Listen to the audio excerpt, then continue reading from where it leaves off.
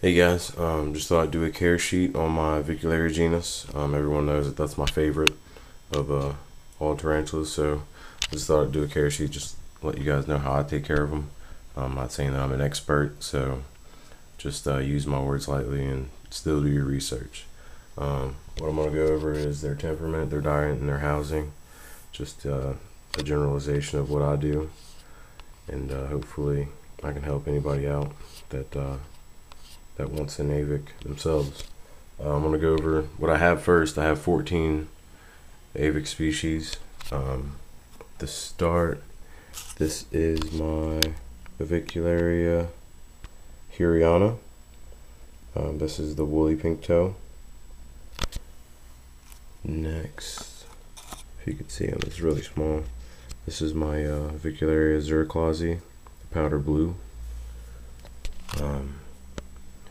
For my babies, this is the second instar Avicularia lata, the Puerto Rican pink toe.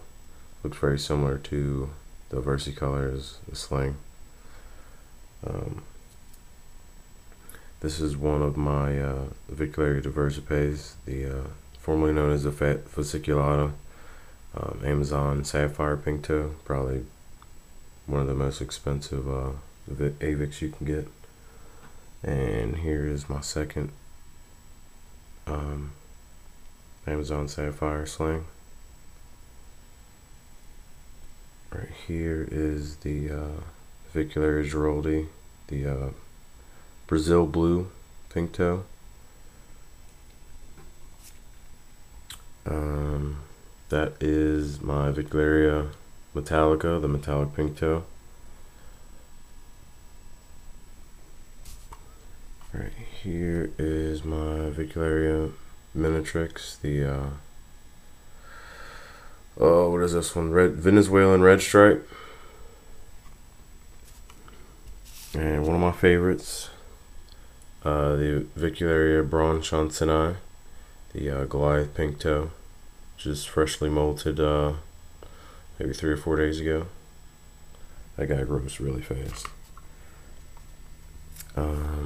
This is one of my oldest pink toes, the avic, common pink toe. Getting big, probably about 1.25 inches, 1.5 now. There's my crazy little Avicularia versicolor, the Antilles pink toe. He's in pre-molt right now. And here should be, there he is. That's my big Avicularia diversipes, my first Amazon sapphire. He's getting really big himself. He's probably about 1.5 inches now. And here is my Avicularia amazonica, the Amazon giant pink toe. And this is my largest pink toe, my 2.5 inch avic, the common pink toe as well. Got him from Tarantula Inc. about a month ago. Very beautiful, I like that one. As far as temperament with avics, they're for the most part calm. From my experience, I haven't had much aggression from my avics. As adults, I know the Antilles pink toe, the Avicularia versicolor, which is right here. That guy, that one sometimes will be a little aggressive as an adult. The Avicularia lata is known to be an aggressive avic. I've actually seen threat postures out of this one already.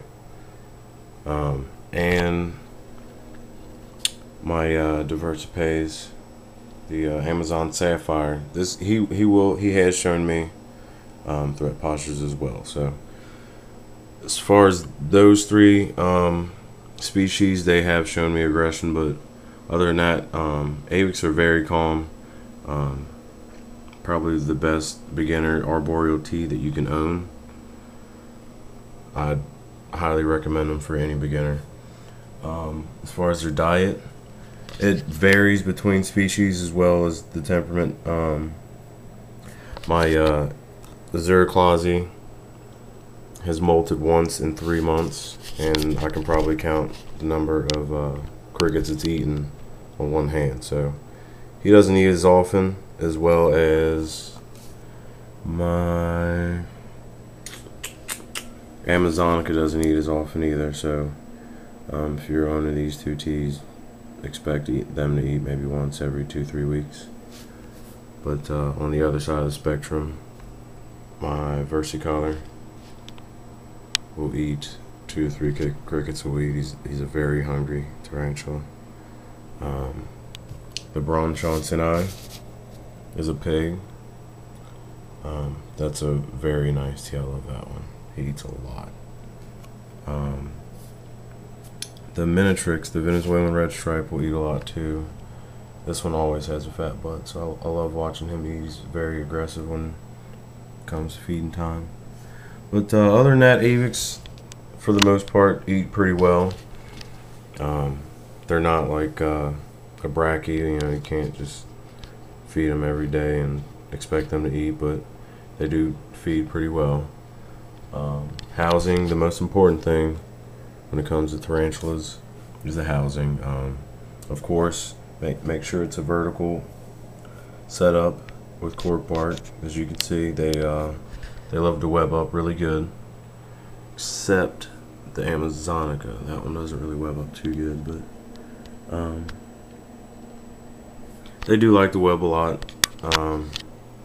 They make their own homes pretty much, but there's 2 very important things to remember when you're owning an avic: is humidity and ventilation. Humidity, because they come from a very tropical setting, so you want to make sure you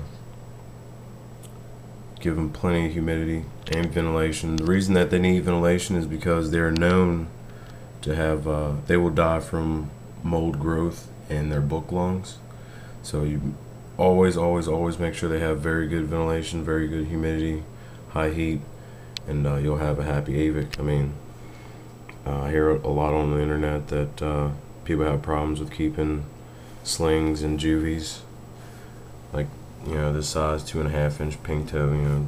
People have them dying on them, but I think you keep the humidity up, give them good ventilation, and they'll be very happy tarantulas. So I haven't had any problems yet, knock on wood, but they're very fun tarantulas to keep. So if anyone has any questions about avics, let me know. I'll be happy to help anybody out. And yeah, I think that's about it. Thanks, guys.